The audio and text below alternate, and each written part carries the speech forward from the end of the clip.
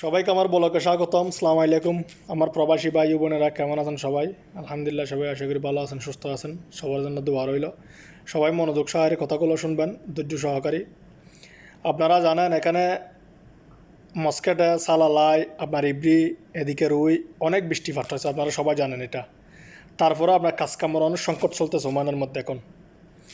তারপরে আপনার অভিযান, প্রবাসী ভাইরা কোথায় যাবেন, আপনারা কোথায় যাবেন, আমি কোথায় যাব দেখি বলেন। সবাই তো দিশাহারা হয়ে যেতেছে এখন বর্তমানে। সবাই যারা অনেক চেকিং চলতেছে ওমানের মধ্যে, কিন্তু আপনার সালালা, মাস্কেট, আপনার এদিকে ইব্রি, এখানে আপনার প্রচুর পরিমাণ চেকিং চলছে। কিন্তু সুর ডিস্ট্রিক্ট বাজারে আপনার তেমন চেক চলে নেই, সেখানে তেমন চেকিং হয়নি। এখন বর্তমানে হঠাৎ করে আমার প্রবাসী ভাইরা অনেক ভয়ে আতঙ্কের দিন কাটাচ্ছে ওখানে। হঠাৎ করে আপনার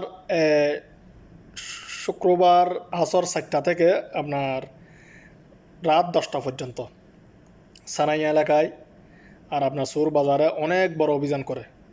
এটা বলার বাইরে, চারিদিক দিয়ে গাড়ি ঘেরাও করে প্রবাসী ভাইদেরকে সবাইকে একসাথে করে, সবাইকে জড়াও করে, পতাকা দেখে দেখে জিজ্ঞাসাবাদ করে করে কাউকে ছাড়তেছে। আর যে আরবি ভাষা জানে না, কথার সাথে আরবির সাথে মিল নাই, এগুলাকে ধরে নিয়ে গেছে। অবৈধ ভাইরা এদেরকে ধরে নিয়ে গেছে। আর ওমানের সাথে যারা মাছ বিক্রি করতেছে, যারা মাছ বাজারে মাছ বিক্রি করতেছে, যারা সবজি বিক্রি করতেছে, তাদেরকেও ধরে নিয়ে গেছে। তো ওমানই আছে সাথে, তারপরও কিচ্ছু করতে পারে না। কি জন্য?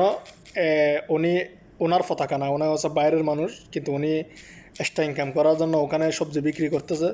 অবশ্যই আমরা টাকার জন্য করতেই পারি এটা, কিন্তু ওমান সরকারে কী চাইতেছে আমরা জানি না, বুঝতেছি না।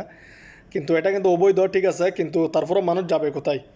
এখন ওমানের মধ্যে কাজ কাম কম, সবাই জানে। এবং বন্যাতেই অনেক মানুষের ক্ষতিগ্রস্ত হয়েছে, বন্যাতে অনেক মানুষ কাজ কাম করতে পারে না অনেক দিন। তো অনেক সমস্যা।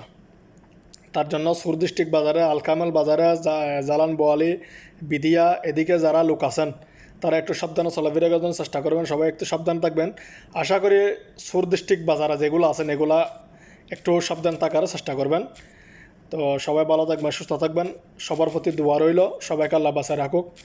সবারই মা, বোন, বউ, বাচ্চা সবারই আছে, সবাই টাকার জন্য এখানে আসছেন। সবাই আমরা দুঃখ কষ্ট এখানে আসছি। তো তার জন্য সবার জন্য দোয়া রইল, সবাই আমার জন্য দোয়া করবেন। সবাইকে ধন্যবাদ এবং আসসালামু আলাইকুম।